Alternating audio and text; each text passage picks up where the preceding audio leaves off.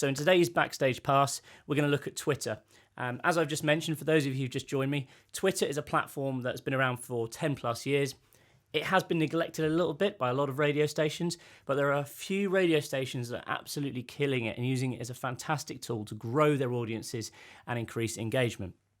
So, by the magic of technology, we're now going to transition to a little presentation I prepared for you, and we'll get cracking.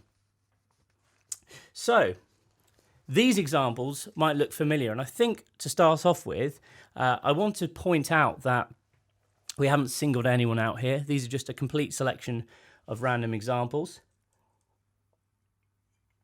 These are radio stations that really are not using Twitter to their full advantage. And by the way, all the examples I'm using today, they are radio.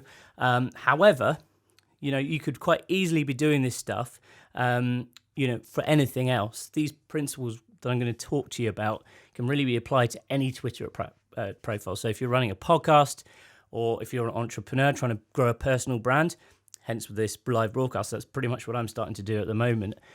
Or even if you're running a business, it could be any kind of business, the principles are all the same. The examples I've just got today for you are from the radio industry, because that's what we're passionate about. But you can see here, what we've got is a lot of repetition. It's not very exciting. It's not very engaging. Some of this stuff is just outright weird. And ultimately, all of these fall into the Twitter radio station naughty list. So I'm talking about things like always talking about yourself. It's really tempting to just constantly tweet about what you're doing, what you're broadcasting, how to tune in, this kind of stuff. Also, perhaps you've not updated your feed for a while. Or maybe you're just relentlessly retweeting other garbage, other people's stuff. Or maybe your feed is full of now playing, looking at these examples. You guys know who you are. And as I say, we're not trying to single out anyone here, but we see this time and time again. Yeah, sure, you can tweet what's currently playing on your radio station. But, it's important to diversify. I'm going to give you tons of examples and ideas today which will allow you to do so. How about the constant nagging to tune in? Don't you think your listeners now know how to listen to your radio station? Don't you think they wouldn't necessarily be on your Twitter account looking for ways or looking for advice to tune in, but actually really they're looking for ways to engage with you? Maybe you've just completely lost direction. Or perhaps, you're constantly posting irritating or irrelevant stuff. Perhaps even posting phone numbers. Now, I really don't understand why you would want to post a phone number on Twitter, but we'll get to that later. Or maybe you've just got fuck all followers, and you're looking for a way to increase the number of people looking at your station and thus increase your audience reach. What I want to do today is help you fix your Twitter strategy. So, firstly, this is a sweeping statement, but actually, no one fucking cares. No one gives a shit about your radio station. People aren't going to Twitter thinking, I know what I'm going to do today, I'm going to look for a radio station. And I'm not trying to say this to insult you, and I'm not trying to say this to, cause any friction. But actually, what people are looking for is a time out of their day. Generally people go on Twitter because they're kind of procrastinating or they're bored, they're looking for a little source of entertainment. And, it's not just about radio. No one really is that engaged with what you're actually doing or broadcasting. What you need to think about is who your audience are and what their genuine passions are, where their sort of interests lie, or ways that you can kind of engage with them in a different way. And all of this will then funnel people to your radio station, and then you'll get them as listeners anyway, which is really what you want. But if you're just constantly hounding people to constantly tune in, it's going to become really, really tiring and really irritating. It actually becomes a very ineffective form of communication if that's all you're doing all day. So we've got a couple of examples here. We'll start off with Absolute Radio on the left. These guys have got a fantastic Twitter strategy. So if you want a good example of how you can use Twitter as a radio station whilst kind of being cool about it and not just constantly saying, hey, tune into this, this is what's currently playing, check out these guys. So here's an example from a tweet a couple of weeks ago. Can you outpun us by smashing together art and TV shows? Now, I know a few of you will be watching in the US, and good afternoon to you over there. But some of this might not make sense. But this is kind of quite clever because immediately it's getting you thinking. And it's something that's got nothing to do with music. It's got nothing to do with radio. It's art and TV, something a lot of people have got an interest in. On the right-hand side, classic, Happy Thanksgiving. It was Thanksgiving a couple of days back over in the USA, and, it's something that's on everyone's mind. And, of course, what's just happened, Black Friday, Cyber Monday, these regular kind of calendar events are really what is going on inside people's heads. So you need to be tapping into this. You need to be thinking about, okay, what's interesting to people right now? What's actually at the forefront of people's minds? That was what's going to get people's attention when you're posting stuff on Twitter, not you just constantly posting about your radio station. So the other sort of stuff that you want to be posting are things like this. Another great example here from Absolute Radio. It was National Cake Day, supposedly, the other week. This was a really cool, eye-catching graphic. You've got to hand it to them. This is something that will kind of stop you in your tracks if you're scrolling through your feed, which again is what you want to be trying to achieve with your strategy. But this has got something which not only has gone viral in terms of, yes, it's got quite a lot of retweets, it's got some likes, and if you actually look up this tweet, you can see how many people reply to it with engagement. But you want to try to encourage stuff that goes on the dark social. Now, what is dark social? Well, dark social is this, and this is actually an example from our office. Coincidentally, I was putting together this presentation, and this naturally just happened. Someone shared it in our group chat. So here is an example of dark social. Dark social is when people share stuff outside of the standard sort of social media environment, e.g. Twitter or Facebook or whatever platform it might be, and they share it on things that can't necessarily be tracked, which might involve, say, posting something to a WhatsApp group or posting something to, a Slack channel or a Google chat channel such as we've got here. And you can see how much engagement outside of the social network this caused. We had 46 messages discussing these cakes in our group chat at the office. Now, these guys, my team were going absolutely crazy for this. And as you can see, 46 messages of engagement specifically generated by this kind of content. This is the sort of stuff you want to be doing as a radio station. Not, oh, hey, have you remembered to tune in on Alexa, or remember to listen in on our website. This is exactly the sort of thing you need to be doing. You need to be creating content that's engaging with people, capturing people's imagination, and will ultimately be shared on social media and beyond. So, secondly, what we want to do is be drawing on our talent. We're all very lucky as radio stations that we have a great network of entertaining, enthusiastic individuals who are constantly producing content for us and pushing stuff out on air. I think it's quite cool to actually get them involved. So it's a simple strategy, but the amount of stations that I see completely ignoring this pool of talent that they've got access to is incredible. So you need to be making sure that your presenters or your on-air hosts or DJs are pushing stuff out on their own personal Twitters as well, if they're happy to do so, of course. But you should be really trying to encourage this. Also, we're all about the music as radio stations, right? Or as podcasters. So draw on the music you're playing. I'm not just saying constantly posting, this is currently playing on air, this is currently playing on air. This is really engaging with music fans. And this is a fantastic example from BBC Radio 2. What has happened on your playlist. Again, if you've got some niche music, perhaps you might even get some of the artists retweeting you, which would be fantastic.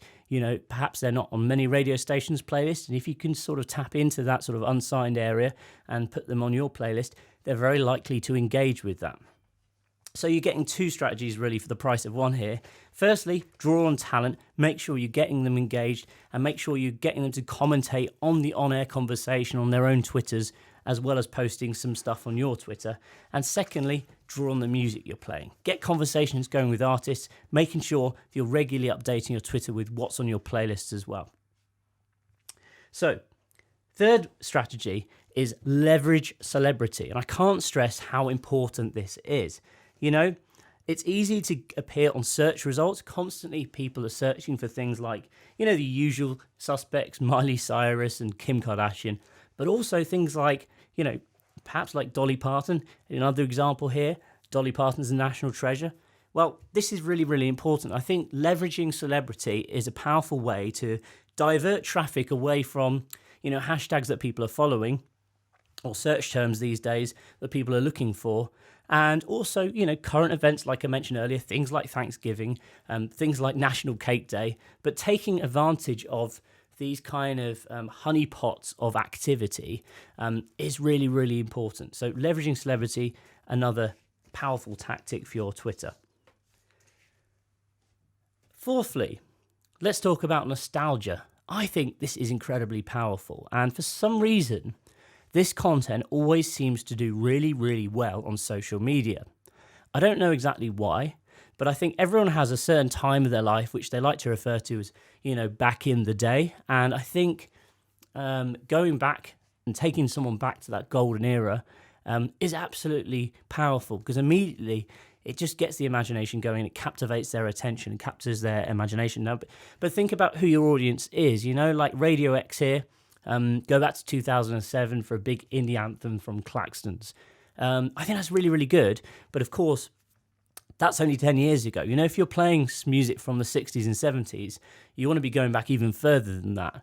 Look at Absolute Radio. Nothing to do with music, nothing to do with radio. But again, we're going back to, what is the best toy of the 80s? Again, look at the time of year. We're coming up to Christmas. I think everyone's thinking about toys, what toys to buy for their kids. So it's kind of going to be at the forefront of people's imagination anyway.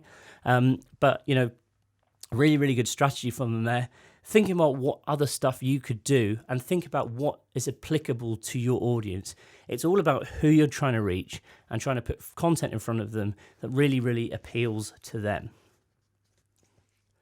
Next up, use video. So you really need to be producing video now, which is social first. And when I say that, it's creating video clips which are specifically designed for the purposes of social media. Ideally, if you can, in a square format. If you look at the example here on BBC Radio 1, you'll see it's a square. It's not the traditional sort of 16:9 ratio. But, if you want to record video, just get in front of a camera and talk about something that's interesting. Perhaps you don't have a huge budget for creating custom video. Well, I used to have a radio station here in Manchester called MCR Live, and we actually had 3 webcams. They weren't expensive webcams. They were just kind of run-of-the-mill Logitech webcams, 3 of them dotted around the studio, constantly running, constantly recording. And from that, we could always capture what was going on in the radio station, what DJ was on air. And we could even live stream as well. We quite frequently live stream to Facebook. But it meant we had, a wealth of video. If we ever had any guests in the studio, it was always there. It was always captured. And it doesn't cost a lot to set this kind of stuff up. These days, this kind of equipment is really cheap. Yeah, sure, you're not going to get the best ever results, but it's certainly something that's going to stop people. And when they're scrolling through their feed, if they see some movement, if you've got a video, it's really, really useful. Another point to remember about video, by default on social media, video is actually muted. So having subtitles and using a platform like podcast.co where, you can actually edit your podcast into videos is really, really useful as well. You can add the subtitles automatically using AI, so you don't have to spend time writing the subtitles. They'll actually be transcribed automatically using the power of artificial intelligence, which is really, really cool. And there's loads of tools out there to do that sort of stuff, but using video is really, really powerful. Okay, so my 6th tip is actually to collaborate. Now, you don't have to be tweeting other radio stations. We were really good at doing this at MCR Live. We had a good network that was built of radio stations which were similar to ours who were broadcasting in different areas. But, potentially look at, what is relevant to your audience, what Twitter accounts would appeal to your market. And there's no harm in tweeting them, getting involved in a conversation. The amount of times that you see brands talking to each other on social media, and sometimes getting into these kind of weird Twitter battles on social media, but ultimately this stuff goes viral and gets people talking. Once I actually remember, I was actually buying breakfast and I tweeted two like high street brands here in England and managed to get them into an argument over who had the better breakfast. And actually, it was quite surprising that these two, obviously, they've got a guy sat in the office doing social media management, and these two brands were, famous high street brands were tweeting each other, arguing over who had the better breakfast, just because I stirred the situation up in the first place and tweeted one of them. But this stuff is gold. It's good for engagement. It gets people talking. It gets retweets, and also it goes onto the dark social, which I mentioned earlier as well. Finally, engage. This is so important, and actually Twitter is all about communication. People are on Twitter because they want to comment on stories, they want to answer questions, and they kind of want to get involved in the discussion. Twitter is a communication platform. That's why I always get confused when I see stations, as I mentioned earlier, putting their phone number on the Twitter account and asking people to text or asking people to call in. Well, no, what's the point of that? People aren't on their phone because they want to make a phone call. They're on Twitter, so get them to tweet you as a response. This also produces good content that you can then push out on air as well. So it's really important that you get people to engage. There's loads of ways to do this. You have to be so creative, but you can ask questions, you can ask for people's commentary, and you'd be surprised at how much people want to actually respond and engage with that. Also, things like running polls just help get the conversation going. All right, so let's just recap then. So firstly, you've got to remember, no one cares about your radio stations. Hard as that is sometimes to take, people aren't necessarily on Twitter because they want you to constantly remind them about how much your radio station is great. I'm sure they love listening, but you've got to actually think about who your audience are and how to reach them. Secondly, draw on talent. You've got the talent there. Make sure that they're constantly communicating to their followers about what's going on in their shows and get the story going. Also, draw on the music you're playing. Tweet artists. Make sure you're constantly posting updates to playlist. Don't just do the thing where you're constantly posting updates. You can do that, but you need to make sure you've got other content on there too. Thirdly, leverage celebrity. Very important that you look at what's going on at the moment. What topics are hot? Who's hot in your market, in your industry? And make sure that you're taking advantage of people, the vast amount of traffic that will be looking at that search term. 4, nostalgia for whatever reason seems to always win. Make sure you're posting stuff that will take people back to that sort of back in the day time. 5, use video. Video is a good tool to actually stop people in their tracks. It kind of cuts through the noise a bit because still not everyone is posting video on Twitter. 6, collaborate with other Twitter accounts. Get the conversation going. And, it doesn't necessarily always have to be your best friends. Sometimes it can be your competition, but it's a great way of getting people talking. And finally, engage. Make sure you're posting questions and things to your Twitter account followers. Make sure you're talking to them. Make sure you're responding. All right, so that was Backstage Pass. Hope you've enjoyed that little strategy session there. What I want to do now is take some of your questions. So if you've got any questions, probably the best way to put them onto me is by commenting on Facebook or commenting on the YouTube account. So the questions will just be fed back to me. I'm going back to the camera here so I can see what's going on. So let me just have a glass of water quickly, and we'll try and dive into some of these questions. So firstly, how many times should we be posting on Twitter in the week? That's from Haley in Orlando. I'd say we need to be posting probably 5 times a day as a minimum. Twitter's really one of these platforms that, there's no minimum, there's no maximum, but ultimately if you're just posting once a day or a couple of times a day, it's not really going to get much traction. Not every tweet will get seen. You need to also think about when your audience are likely to be actually following the feed. So, for example, lunchtimes are always good because people have, they're not necessarily doing work. They might just be bored.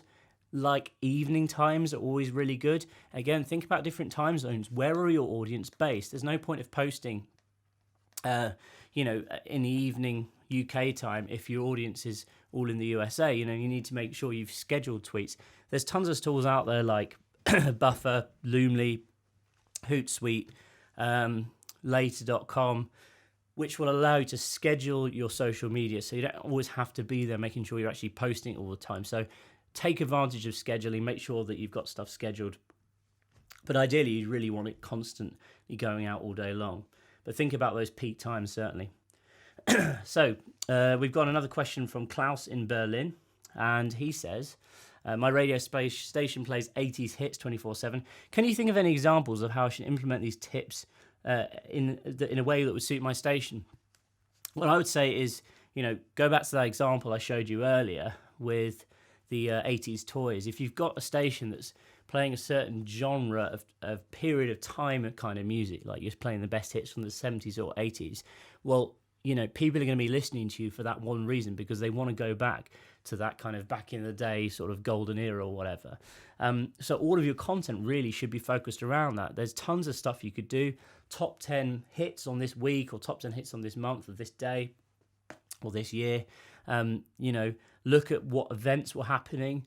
It's really kind of just like, you could be so creative with that and come up with all sorts of stuff, but think about the specific period of time which you're focusing on.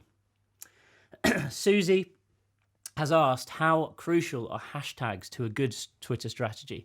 I think hashtags are not as important as they used to be. She said, I can never come up with any good ones. I think hashtags are fine. I do think, when Twitter first launched, obviously search technology wasn't as good as it is now. So hashtags were kind of a good way of basically categorizing everything based on whatever topic you were talking about. The search nowadays doesn't really, it looks at the text in the copy as well as the hashtags. So I don't think hashtags are terribly important anymore. Just make sure you're getting the right keywords in, especially if you're talking about celebrity and you want to try and funnel off some of that traffic from those people looking for, say, Miley Cyrus, as in the example earlier. You want to make sure you're getting that in. It doesn't necessarily have to have a hashtag, but it can always be used if you want. So who else have we got? How do I put a link in my tweet whenever I try, it takes up most of the characters? Well, there's loads of link shortening services out there. Again, if you're using a Twitter scheduling system, something like Loomly, which is what we're using at the moment, Loomly, or Later.com, a lot of them have got link shorteners built into them, so they will shorten links by default anyway. Is it worth dealing with things like polls on Twitter? Have you seen any good engagement on polls? I would say yes. I think polls are really good, but I wouldn't necessarily say you have to use the actual poll feature to run a poll.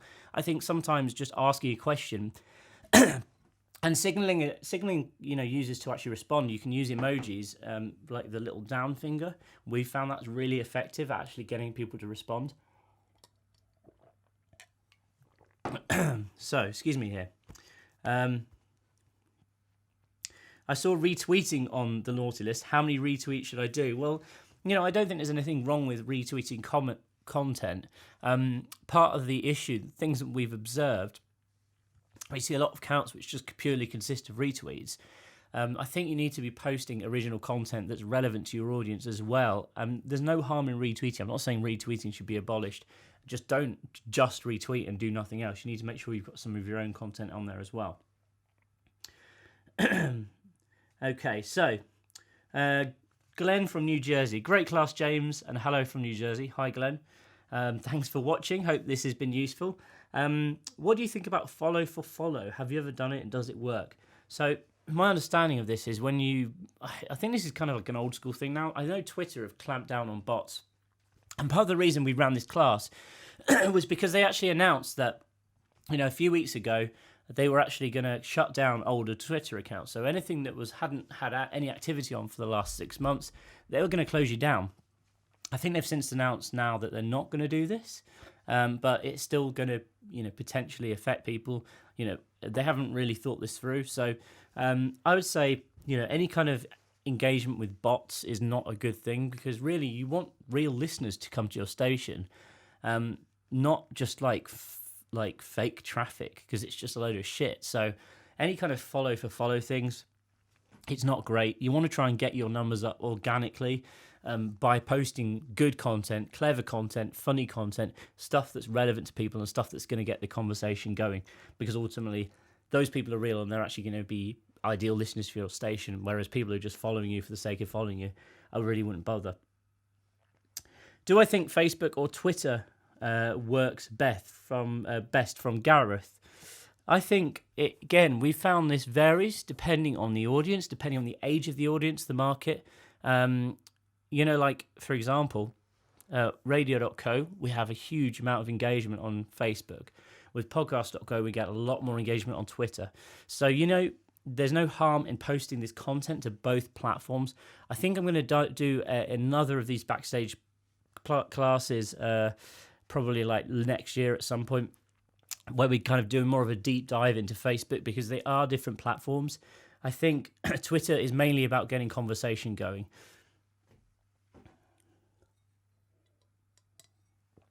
Do you think having your currently playing track being auto-tweeted is a good strategy, or does it become off-putting? Look, we offer this as a feature. I'm not saying that you shouldn't do this. The issue I have is where we see stations that they just have their entire Twitter feed just consists of song after song after song after song. There's no way that's going to engage anyone. I'm kind of losing my voice here. I have to apologise.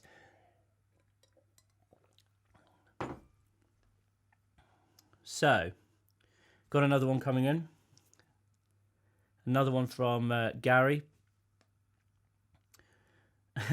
These national days that appear on social media, like National Cake Day, is there a list of them, or do they people make them up and push them out? Do you know? I'm not sure. I mean, I guess if you go on Wikipedia, there's probably a list of national holidays for any given country. These kind of like National Cake Days, obviously, it's not like a national holiday, is it? I'm pretty sure that they are. Some of them will be made up. Some of them will probably be made up, gain some traction, then next year it actually becomes a thing. So who knows? You could even try and make your own day up. Why not give it a shot and see what happens? Certainly it'd be kind of an interesting thing to say. Whether or not people actually buy into this or not is another story, because you could post saying National Cake Day. Who's going to say your audience doesn't actually believe that and think it's a real thing? Okay. So let's just see if we've all done for questions. Have we got anything? We've got one more question, and we'll take that quickly, and then we're going to wrap things up. Nope. Or have we got something else? Yeah, here we go. So, Mystery Train Radio. What is the best way to use Instagram to promote radio? Again, we're kind of focusing on Twitter today. I think we can go on to talk about Instagram another day.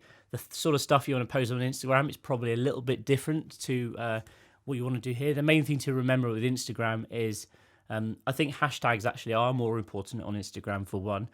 Secondly, I'd say, make sure you're using captions, because if you ever use video clips, you can create audiograms, which is like a kind of little static image with a waveform over and some words. Really, really useful to promote podcasts, to promote radio stations. We use them all the time. I'd say, that's a good starting place. Okay. So to wrap things up today, thanks very much for watching today's episode of Backstage Pass.